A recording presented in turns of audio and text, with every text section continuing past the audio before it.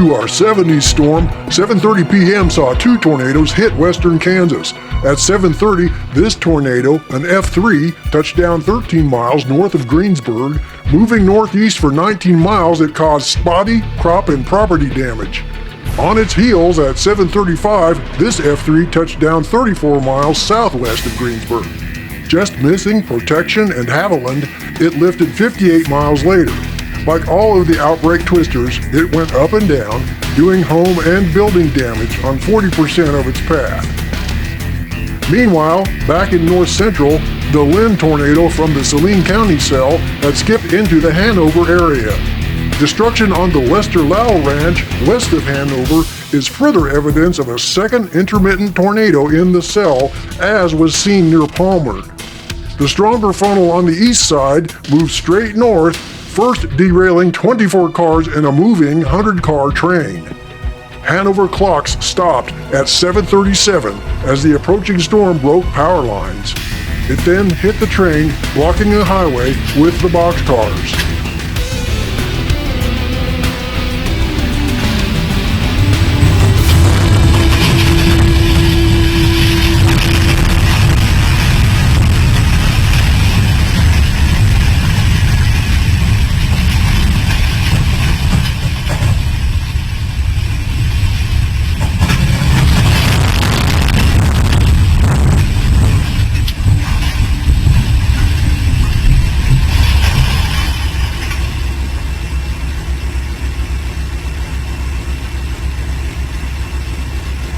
Union Pacific reported that the derailed cars were empty, but for one hauling plywood, which did not spill. Fortunately for Hanover, there were no chemical tankers involved. As in many areas, railroad tracks have been removed, leaving only trails on the old rail grades.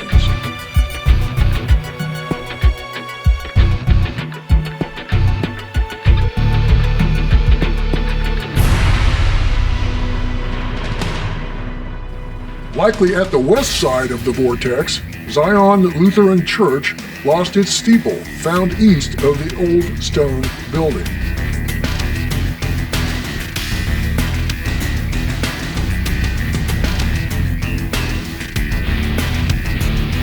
The tornado left tons of tree and property debris on the east side of town, unroofing many homes, which were then soaked in the heavy rain.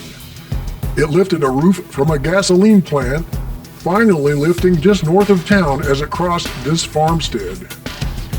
This was the last Kansas tornado from the cell which first tornadoed in Saline County 2.5 hours earlier, traveling some 70 miles.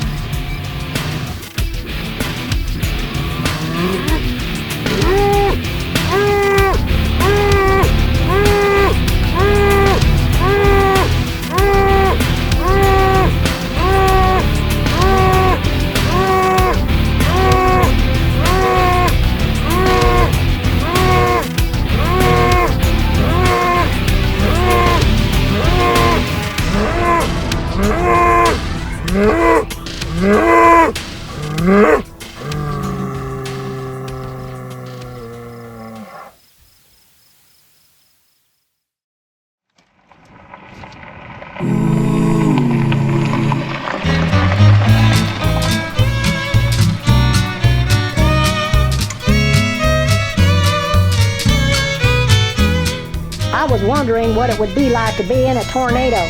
Now I know. Before the tornado, it is raining, and at our place it started to hail. Then it got deathly still. It seemed like somebody turned off the switch on the whole atmosphere. Then about 5 seconds later, I heard a gust of wind and then a big roar, which was a steel bin hitting the side of the house, and we heard glass shatter everywhere. We were in the basement about 5 minutes, but it seemed like 5 hours. But it took the tornado about 10 seconds to go through our buildings. When I went upstairs, I couldn't believe what had happened. When McKinley Junior High students returned to class at Clay Center, communications teacher Charlotte Stagner had them each write essays about their storm experiences. Charlotte, known to them as Mrs. C, passed in 2018 at 104. But the building, now apartments, stands today, as do many of her students, including Julie Libby. Night of the tornado. After school, I went riding around, and about 4:45 went home until about 5:30, then went riding again. About when we got over the viaduct, it all of a sudden turned black, and it got really hot, so I said, Cheryl, we had better get to my house or yours. So we went to her house, but nothing happened to our house, but my dad's was in the tornado. It picked up his truck 2 times and turned it around. The Clay Center tornado was part of the Little River Cell, which, after hitting Niles at 6:30, then the Pheasant Farm, seemed to cycle down, then regenerate as it crossed into far northwest Dickinson County. Weather Service data timing and paths vary from aerial ground truth made at the time. But, like the Saline County cell, this later storm likely was producing at 2 different paths as it went northeast. The damage to farms west of Manchester was the same tornado sighted near Longford at 7:25, moving north and lifting. The east side of that cell then dropped a new tornado at 7:40, 5 miles to the southeast, which also moved north through Clay County for 12 miles. After damaging more rural property, it lifted 6 miles southwest of Clay Center. 5 miles to the east of that, a separate tornado from that same cell touched down and moved north at 7:54 p.m.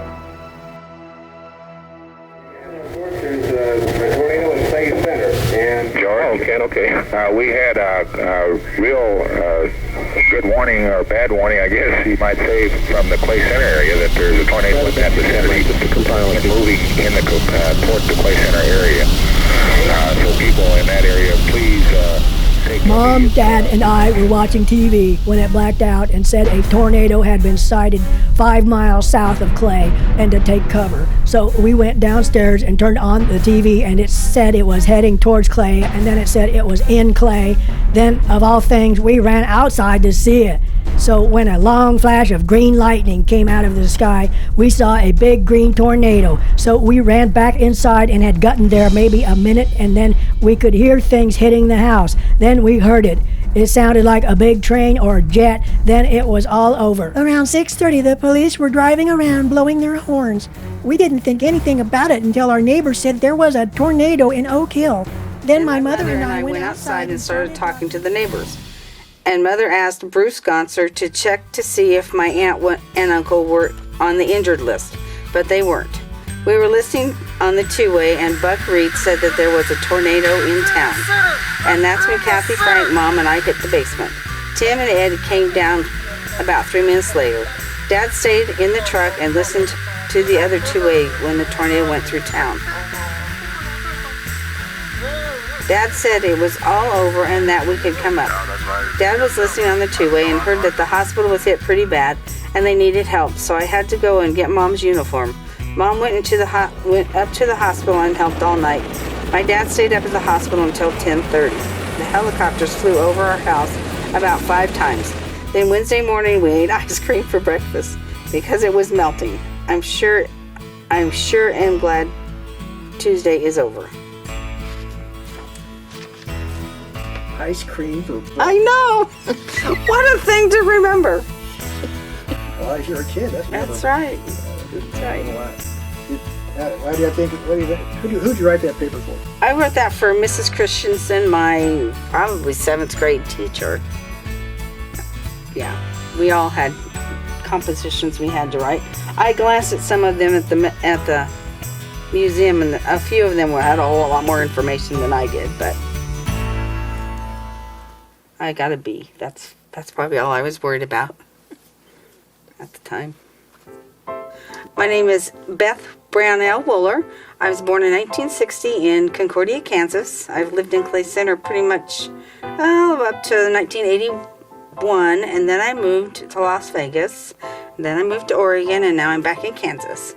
So I've been in Kansas since about 1991, but for the majority of my growing up years, I've lived here. And I'm Alexine's eldest daughter. I have 2 older brothers, a younger sister and a younger brother, so there's 5 of us kids. And I've grown up in Clay Center, enjoyed it. Mom and Dad would take us hunting, fishing, camping. We were an outdoor family. You can tell that by looking around the room. Our decor, yeah. Fishing was pretty much every weekend we'd go over to Glasgow to go get the grandparents, and we'd go fishing with the grandparents an awful lot, just about every weekend of the summer. Yeah. We always had, when we had our get-togethers with cousins and uncles, we'd go over and spend the night for like Christmas, holidays and stuff like that. So that was fun. But yeah, as a family, we spent a lot of time fishing, hunting. I learned how to clean fish. My dad taught me how to clean fish just by looking. I don't remember him ever. I just learned how from watching him.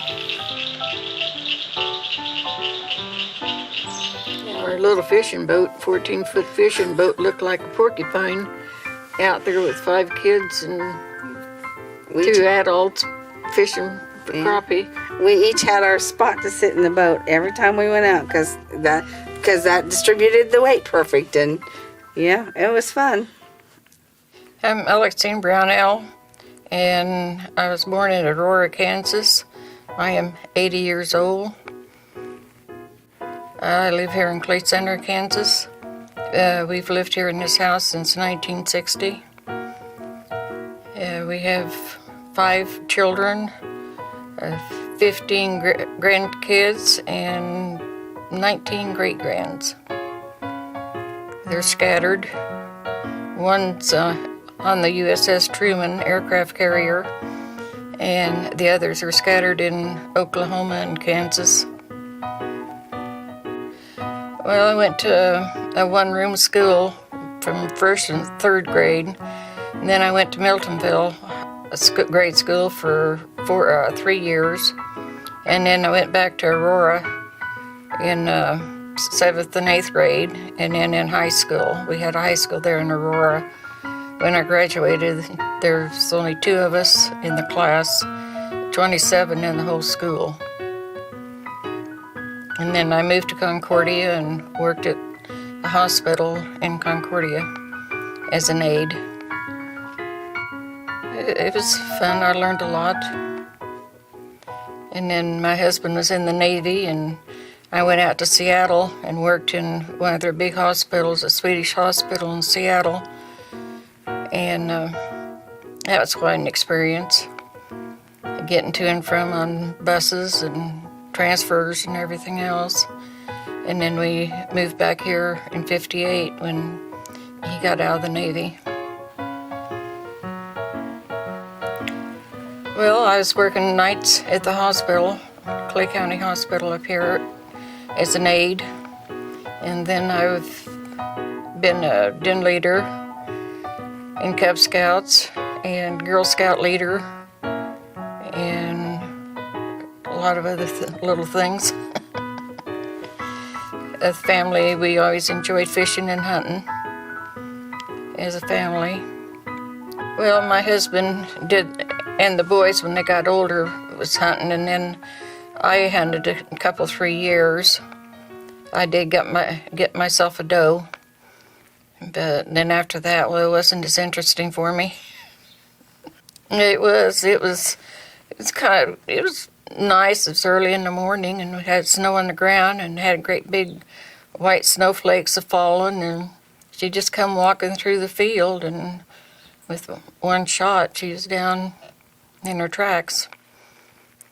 And I was kind of disappointed then. I looked at my husband, and I says, "Is that all there is to it? Why do these people all get shook up?"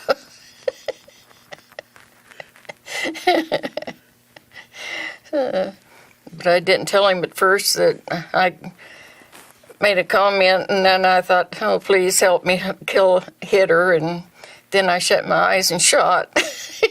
He about wrecked the truck when I told him.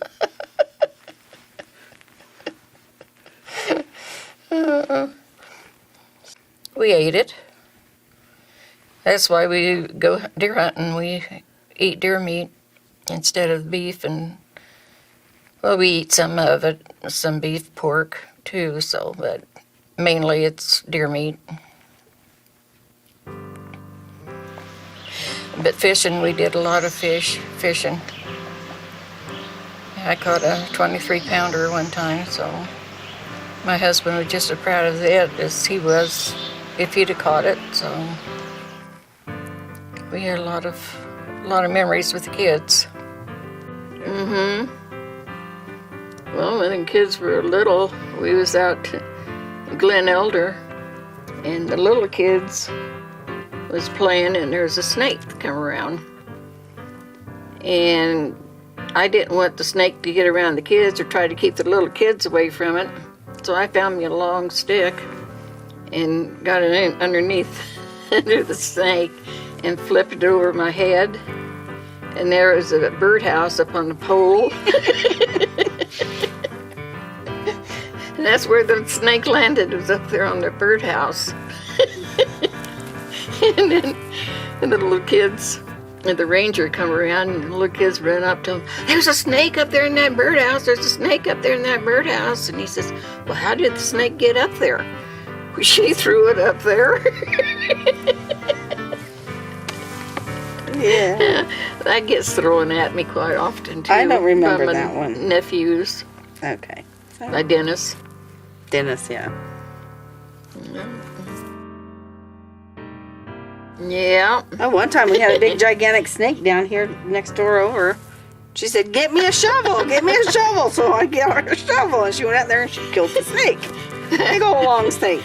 Yeah. And then she's like this after the fact. She's shaking like a leaf. She's brave. She's my mom. Stupid. September the 25th, 1973. We were here at the house, and first thing we knew about tornadoes, well, we was in a tornado watch, but the police cars were going around town and with sirens going, and the sun was shining bright. We didn't know anything was going on, but we had a tornado that went out west of town around 6 o'clock that evening. That's when the sun was shining bright and everything, and then at 8 o'clock is when the one came in and hit Clay Center, and it went up 15 Highway and hit the hospital. But I was still here at home. But, well, we heard it when it was coming through, and we could see the fire on the electric wires down by GT. It would be just northwest of us here. We could look out of our windows and see the fire rolling down on the wires down on 15 Highway down at Gilmer Tachi's. And then that's when we went down the basement.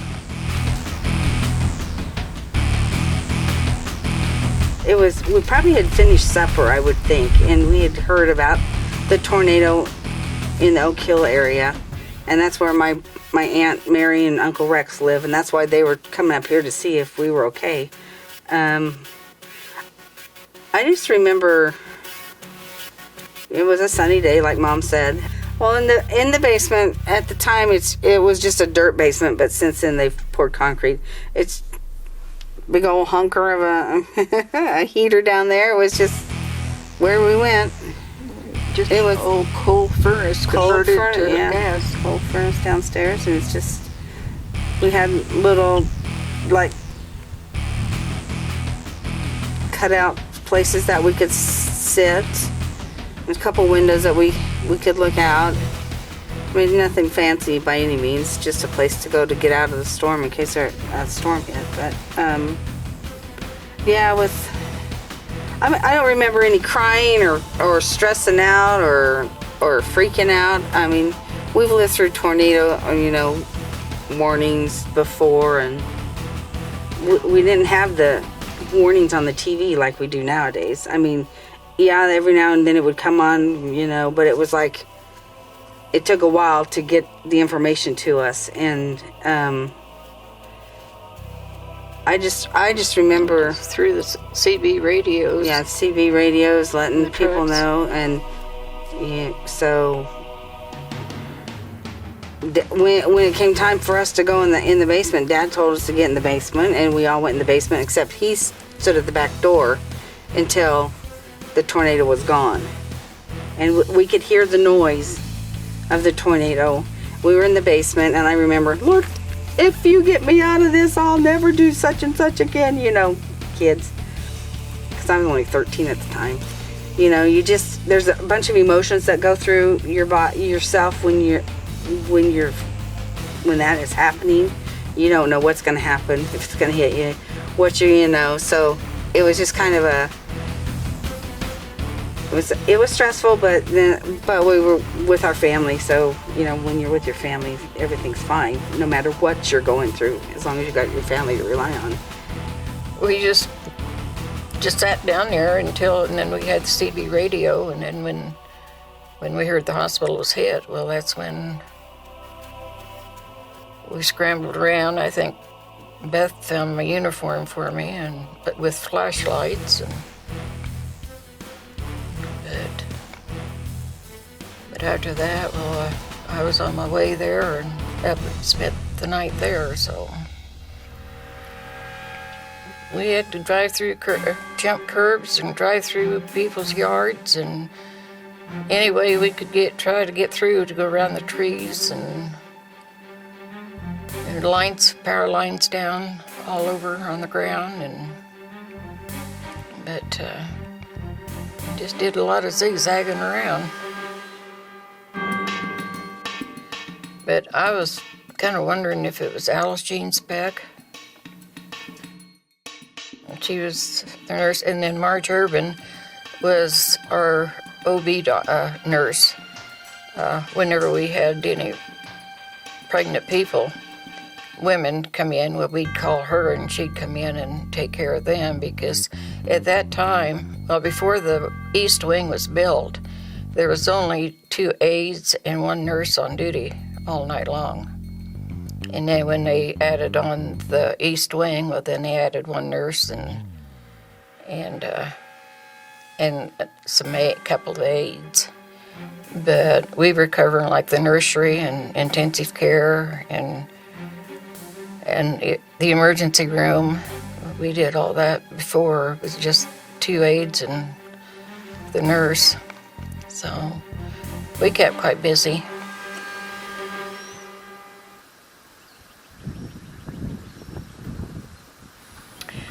I am Alexine Specht, and I live at Randolph, Kansas, and I am 83 years of age.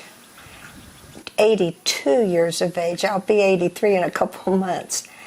I was raised and born in Clay Center, Kansas, and left there to go to nurses training in St. Joseph, Missouri, at Missouri Methodist Hospital at that time. I graduated from there in 1953 in September, and I married my husband in December the 6th of 1953. He was in the Air Force, and we moved to Donaldson Air Force Base in Greenville, South Carolina. A month before we were married, I moved back to Clay Center long enough and worked at the old Clay County Hospital for a month. And then I worked at Greenville General Hospital in Greenville, South Carolina after we moved there. And then I became pregnant and did not work anymore in nursing for 9 years while I had my children and family. We moved back to the Randolph area in Kansas in 1956. We had a year-old daughter at that time, and my husband went back into farming, which is what his family had all done in the Randolph area. And we lived on his grandparents' farm and farmed it for that period of time. Every 2 years, I had another child. And so I have 5 children. I now have 16 living grandchildren and 5 great-grandchildren. And that is my family at this point. Later, I did start working 2 days a week on the 3 to 11 shift at Clay County Hospital. I worked under a lady by the name of Annie Walker that was my idol, so to speak, as far as nursing is concerned. I became her assistant, and then when she retired, I became the 3 to 11 supervisor. And in a small rural hospital, you end up working in all of the areas of specialties. You do OB, you do ER, you do ICU, you do everything. And so you have to be well-rounded in all of your areas of expertise, as well as just taking care of patients and giving medications and the routine things that you do. And I served under about 4 or 5 administrators in the 30 years that I worked at Clay County Hospital.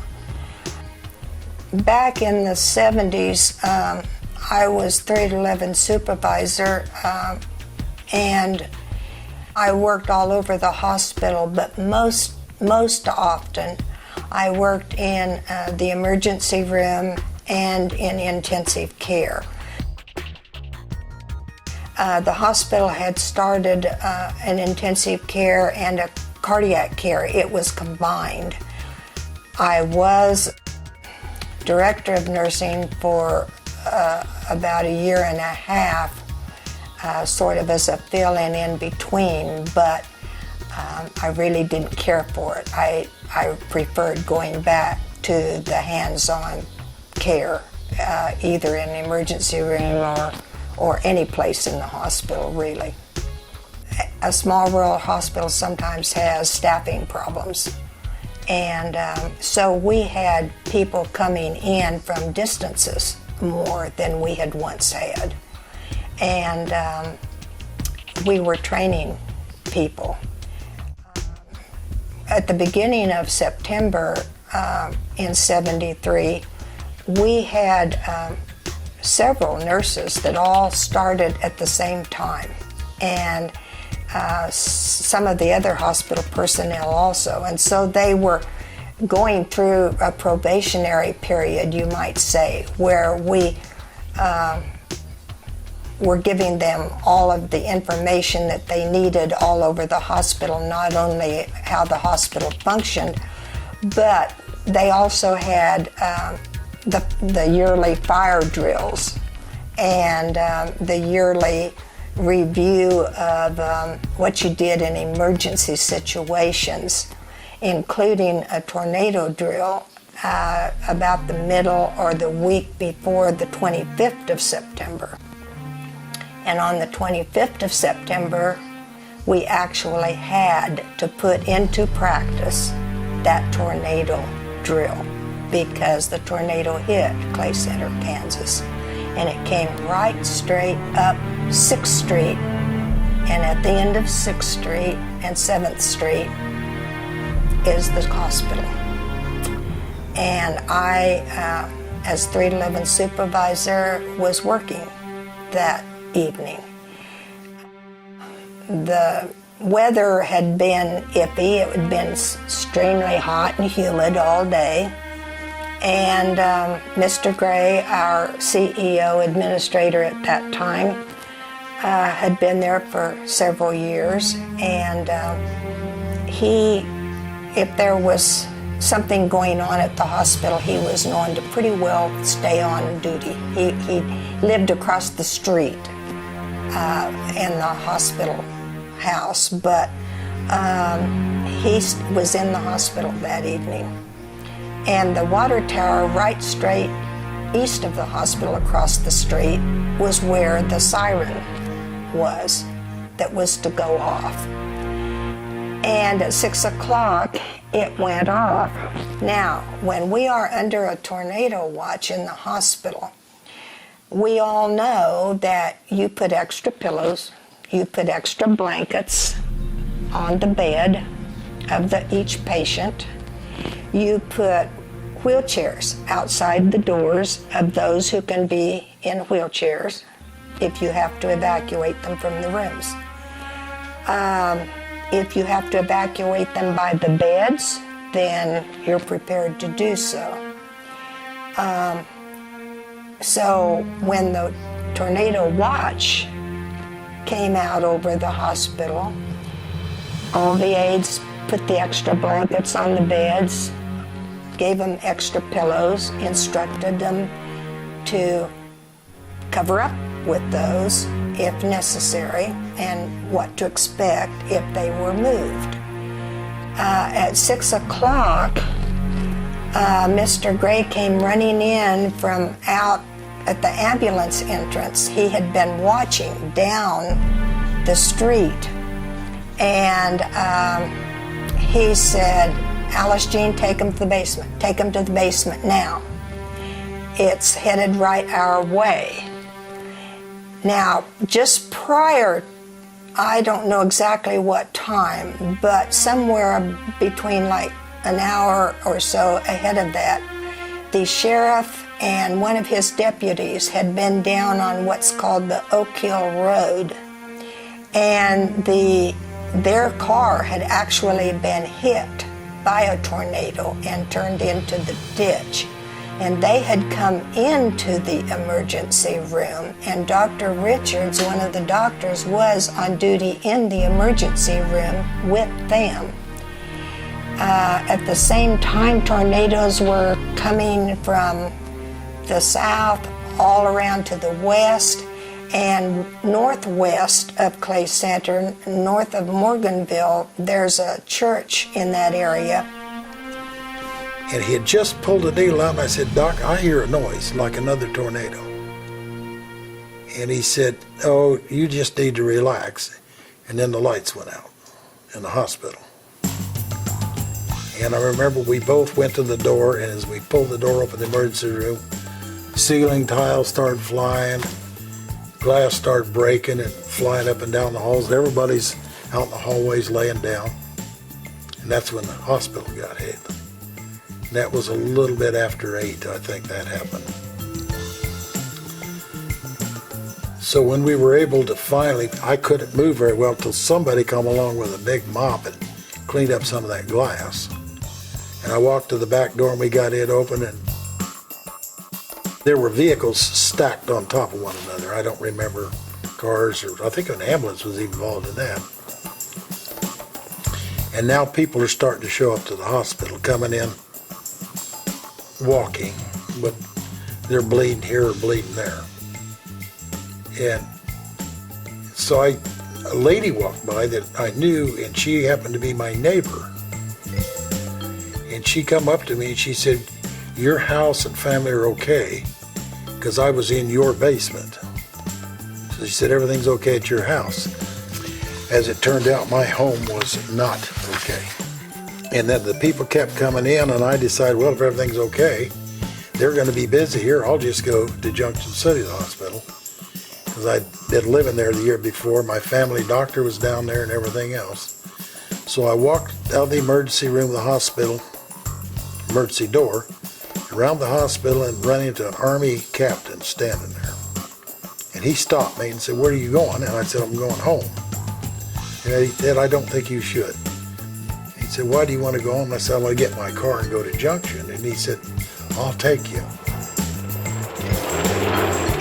I said, "Oh, you got a car?" And he said, "No, but I have a helicopter." And the Army had brought 2 helicopters in by that time. And they were about a block east of the hospital. So I went over there and they flew me to Irvin Army Hospital. As I remember, it was black, and it looked like it was as white as old 40 when I saw it. And of course, we turned around in the middle of the road and got out of there as fast as we could. So I didn't look at it very long, but I mean, it looked enormous to me, and it looked like it was straight to the ground. And it may have been in between New Cambria at the time. I don't know where it was, but it looked like it was coming right at us, and it might have been 5 or 6 miles away. I don't know for sure, but it was enormous and black. Then I think Gene got another call that said that they needed ambulances in Clay Center. So we, I got in in his ambulance with him, and we came to Clay Center, and this had to be getting close to nightfall, and I remember coming down to the South River Bridge at Clay Center, and of course it had hail, and the leaves were like a foot deep on the bridge. I mean, it just riddled all the trees and stuff. And then we got into town, and you couldn't hardly get around. The town was torn up so bad. But the only thing I remember, we found one woman that the door had blew open and broke her hip, an older woman, and her daughter was there, but she would not go to the hospital with us. She wouldn't let us take her to the hospital.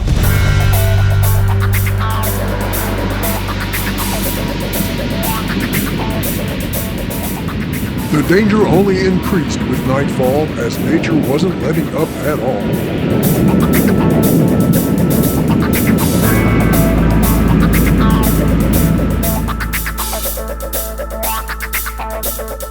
Even more tornadic cells moved across Kansas, with a funnel sighted near Niles at 7:55, just as the Clay County tornado was touching down.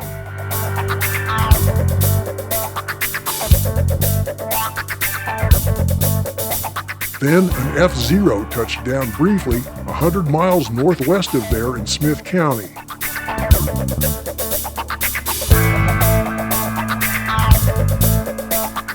It damaged 2 farmsteads a mile west of Athol.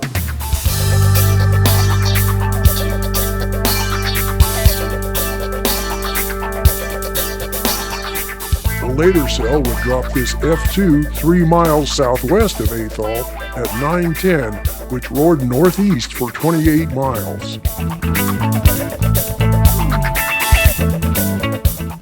It may have been the same cell which dropped an F0 south of Hebron, Nebraska at 10:20, which hit some barns. 3 more states would see tornadoes from that 70s storm.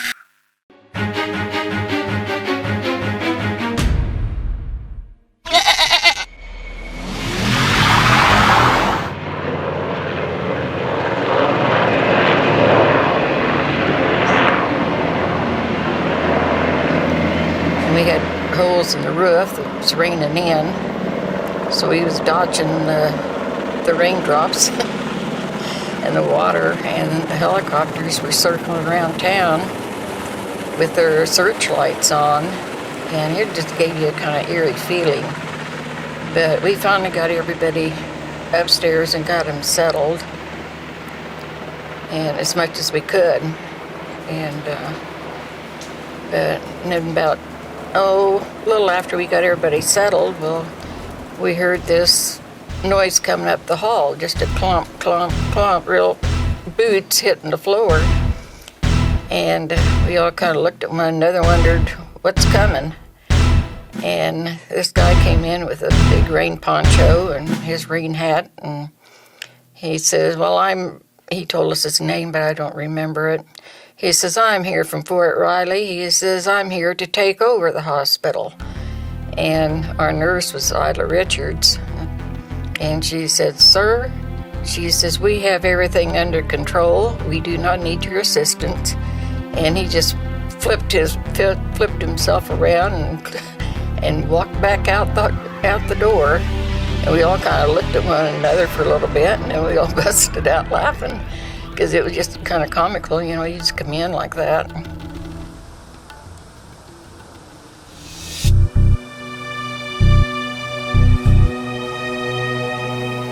We had a lot of members in the military, but we haven't lost any. We still have a lot. Yeah. This is my older brother, John. He was in Korean War. And this is my brother, Joe. He was in the Navy. And that's my sister, older sister Mary, youngest sister. And that's me up there in the corner. And that's my younger brother. And then this is Pete, the one that was in Vietnam. And that's my mother.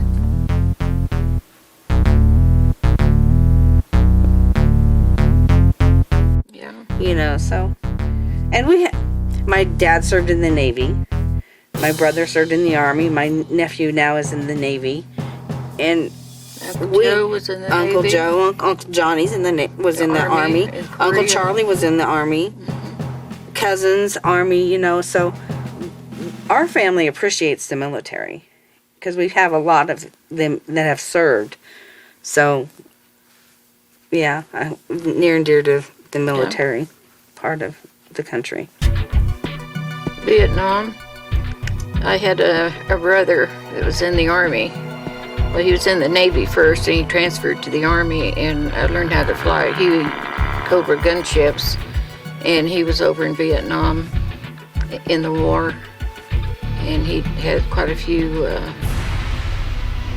flights that he made, and then two of the helicopters he was in that he was the pilot of that was shot down.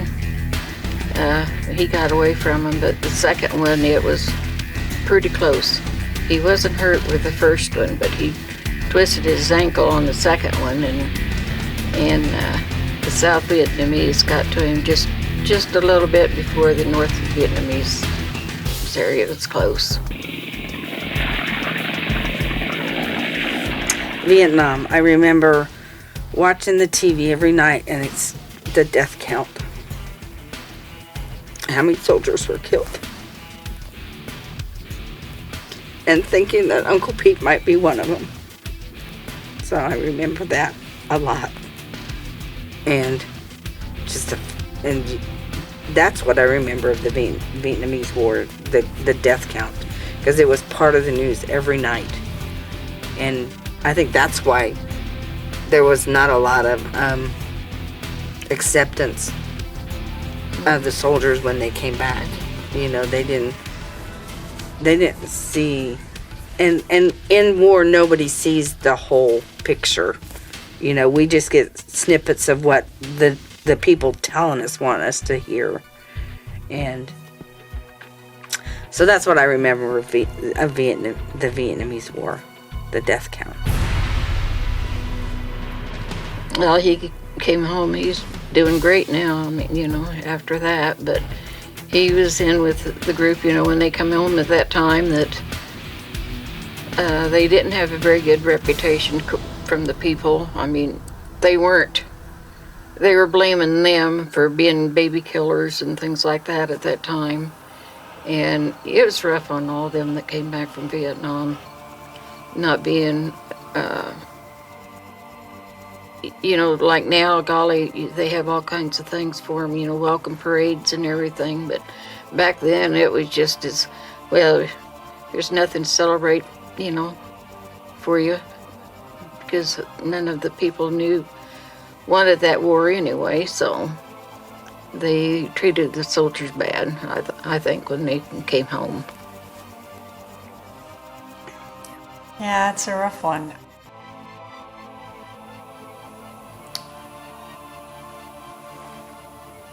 Yeah, I'm really struck by the first family's conversation about the treatment of the military. It's not really the same memory that I have, but I'm not sure that, I mean, they're not right. I just think that it's certainly true that we have moments when we are frustrated with the military itself for how it's handling specific things. I think about Afghanistan as sort of the more recent example. But in general, I mean, my position is always, I have a lot of students who are currently serving or vets, and I never have anything but respect for them in a general sense. It doesn't mean that there aren't particular people who deserve our judgment and critique, right? But it's an interesting perspective that the military was just demonized. That's partially true with Vietnam, perhaps in a way that maybe it wasn't ever in any other war.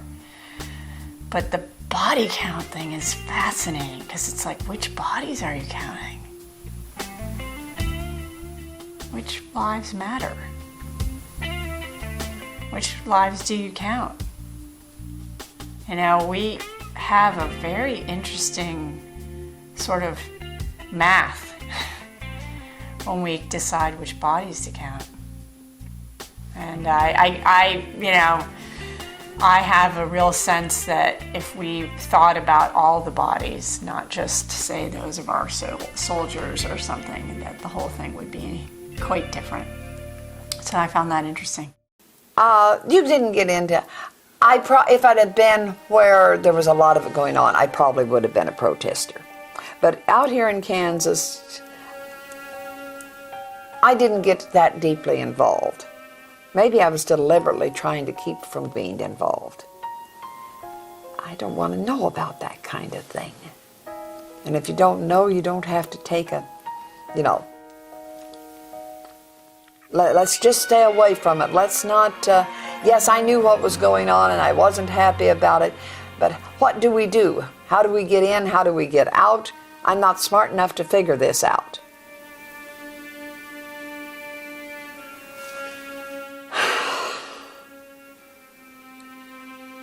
Right, wrong, who knew?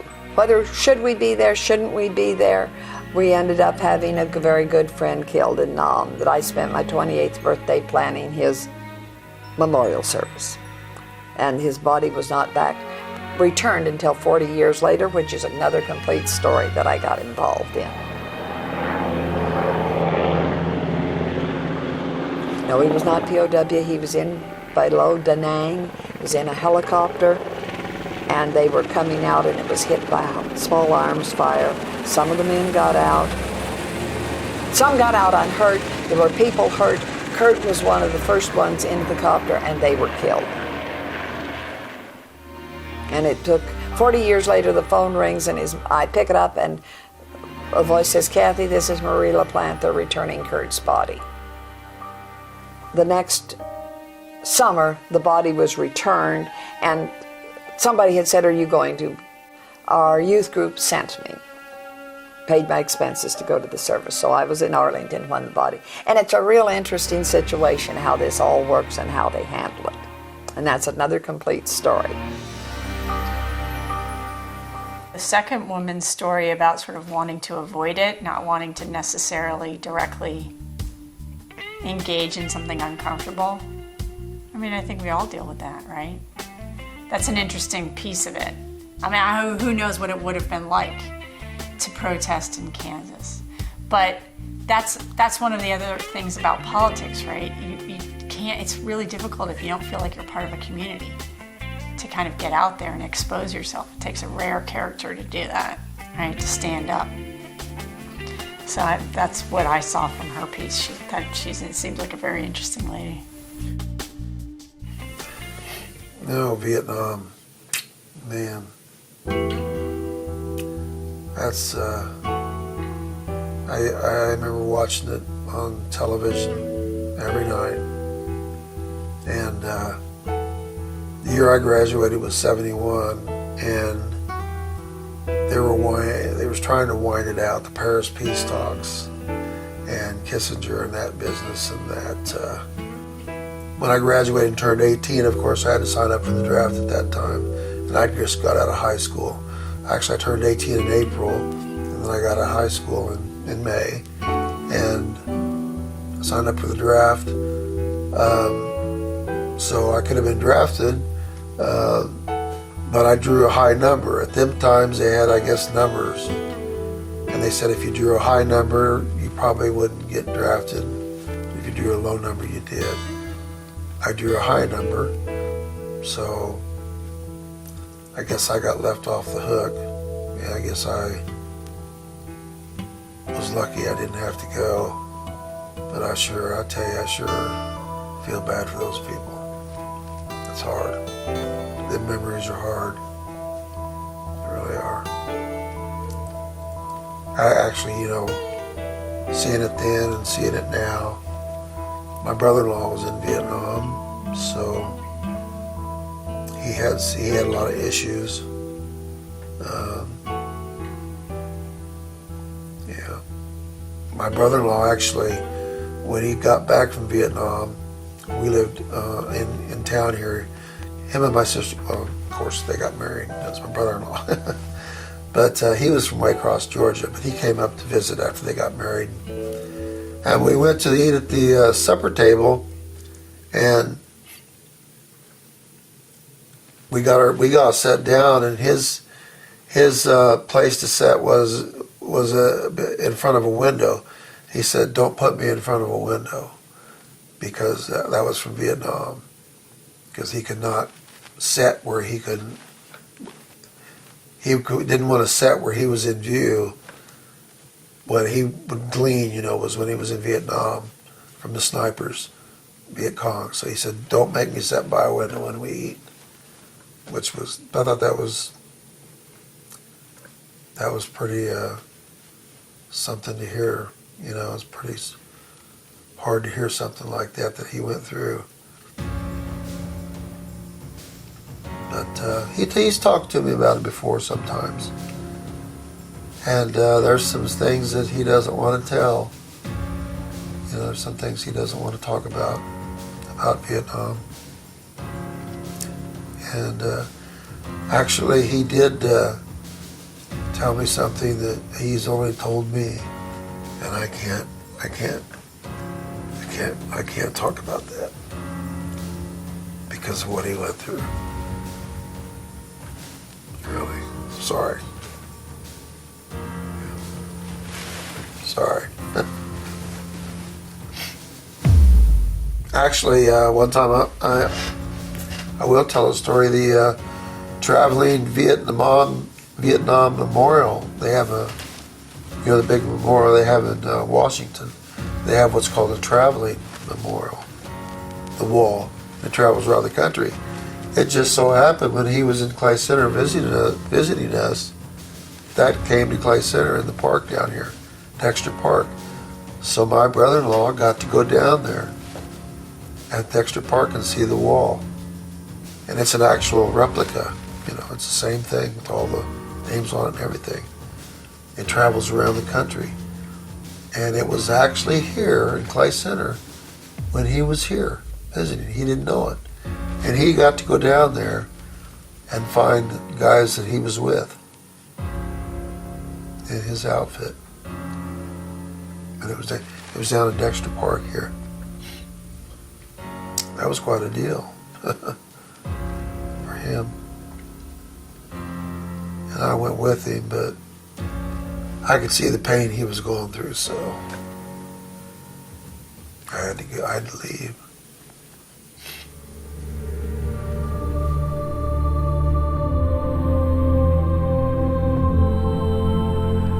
But the next thing I really remember was a bright light like this shining in my face, and a nurse writing me a note that said, "Do you know where you're at?"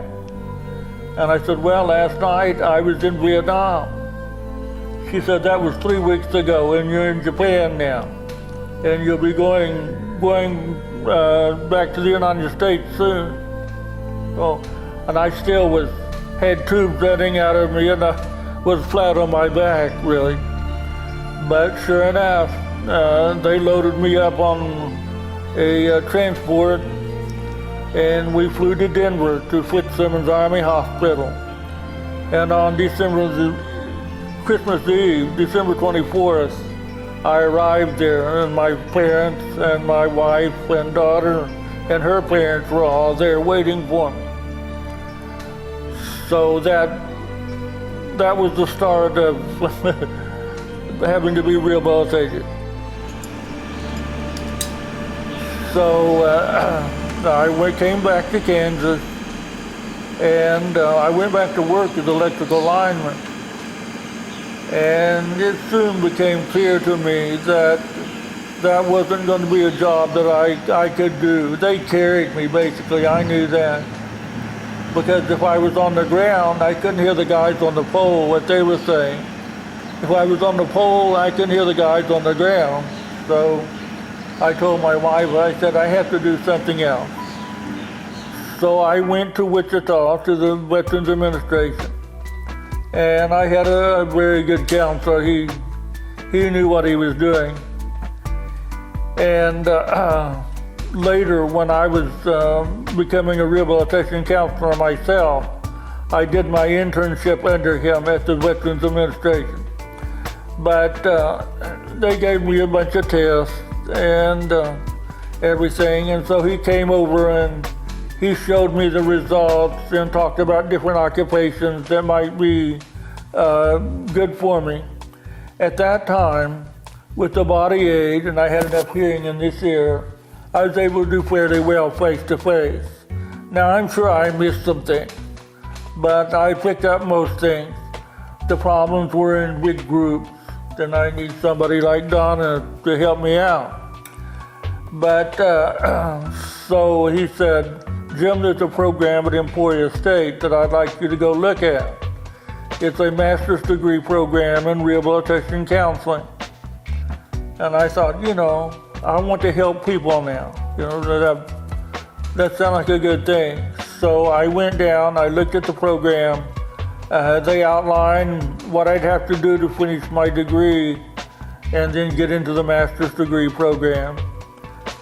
So I said, yep, that's what I want to do.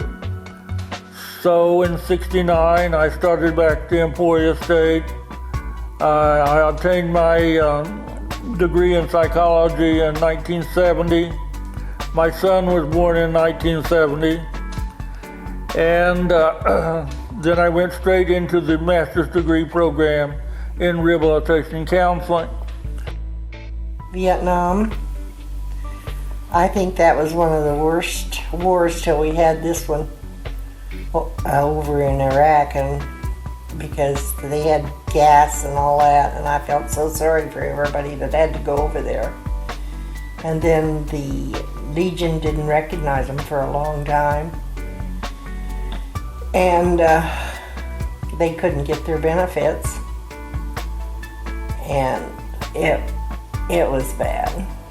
But I wish we wouldn't have done it, but I guess we had to.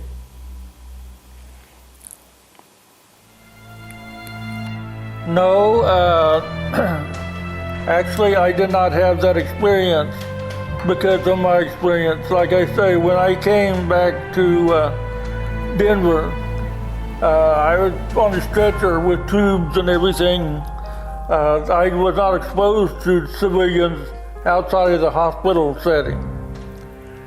And then, of course, when I was in Washington, D.C., there were some protests and things, but of course the military did not want us getting around those because we were still in the military, and they didn't want us to get hurt. So I didn't have that kind of exposure. And of course, in the small town I grew up in, Ulysses, I was a hero. And the funny thing about that is, a lot of the kids in my wife's class, the year behind, and the class after that, went to the military because of me. I found that out over the years. I still communicate with some of them. But I didn't have the experience that a lot of people did. But I knew about it. I heard about it from other guys, and of course you read about it in the newspapers and things. I read an article just this morning that the fellow was saying that, he didn't have that experience of people spitting on him and things, but he said, nobody ever thanked me for my service until recently. And I was thinking back, and actually nobody came up and said thank you for your service, but my folks, of course, being military oriented, they appreciated what we did. Their friends, my friends at home, they appreciated. You just didn't talk about those things. So that was my experience. This is a picture of my squad, the 3rd Herd Demo Demons. We were the demolition squad of our engineer platoon. I'm in the middle somehow. I don't know how I got in the middle. These are flechettes out of beehive artillery rounds. There are 18,000 of these little darts in an artillery shell, and they explode right out the end of the howitzer and make sort of a buzzing sound. So that's the reason they're called beehive rounds. During the battle, when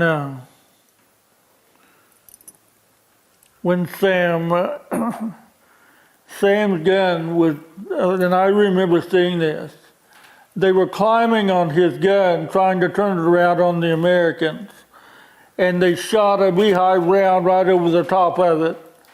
Sam was the only one surviving that, and he had 38 of these in his back and rear. I noticed that he had one. It was a gold one that he had on a necklace, and I was complimenting him. At our next reunion, he gave me this silver one. This has already been willed to my grandson, who's named after me. This is what the Veterans Administration rates me for, is a gunshot wound with bilateral hearing loss, loss of part of the skull, gunshot wound to the chest, gunshot wound to the right elbow. This is my military ID card. At the bottom it says retired from the Army for a physical disability. Okay. This hat is the Kansas Vietnam Veterans of America. This is just a Vietnam Veterans pin, the Purple Heart. This is the 50th year commemoration pin from Vietnam. These are the Run for the Wall pins, 2017, 16, and not 18, 15, 16, 17.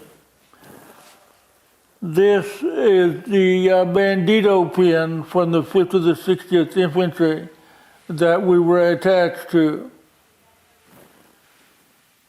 Well, okay, why we're there, of course, it's always been distorted.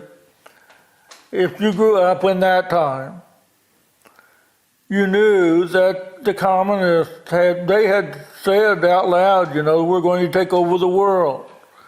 And it kind of appeared that way at that point. They had put missiles in Cuba, with 90 miles from our borders. They had taken over several countries. Southeast Asia was leaning that way. Korea, we had the Korean War, of course, in which there was no formal treaty. It was just a declaration, let's quit. So that was still threatening. China, of course, Russia, and the countries of Southeast Asia were being invested by communists, and the thought at the time was, well, if one country falls, the rest of them will fall like dominoes. So when John Kennedy said, we will pay any price, we will share any burden to assure the success and survival of liberty, people my age thought, we need to do something. One of the things you could do was be in the military or the Peace Corps. My college roommate went to the Peace Corps. He, in fact, died in Africa. But he and I traded letters prior to that, and he really enjoyed what he was doing. So he was doing his duty. But a better look at the world at that time, I think, should be taught in high school, because a lot of the similar things are going on today. And we could get into another situation like that very easily.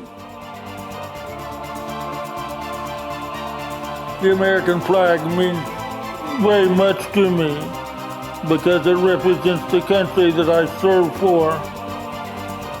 The Vietnam Veterans of America flag means that we are providing services to Vietnam veterans and Arab victims and their families. The prisoner of war flag, of course, means that not everyone is home yet, and we need to work for a full accounting of those who are missing in action. Which lives matter?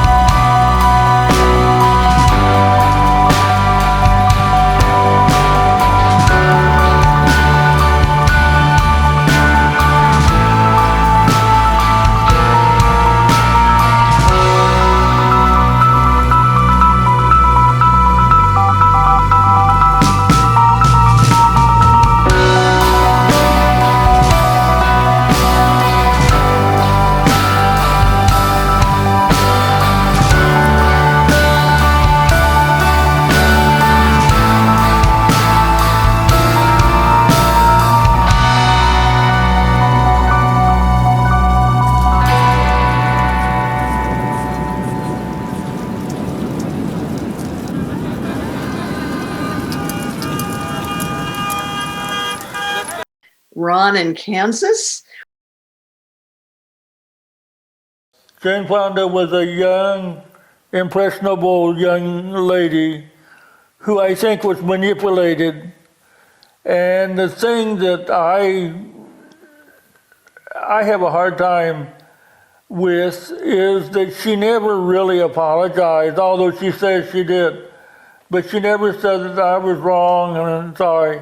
Although in some of the stuff that you gave me, it says that she has apologized, and I don't remember that. But I think she was manipulated.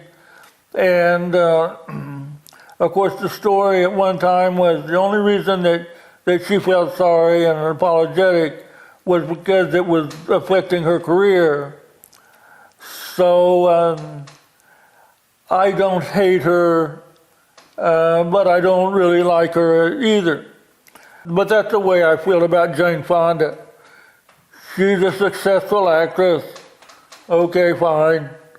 But that doesn't mean I have to go to her performances or listen to her. Are you hearing me, my friends in Kansas?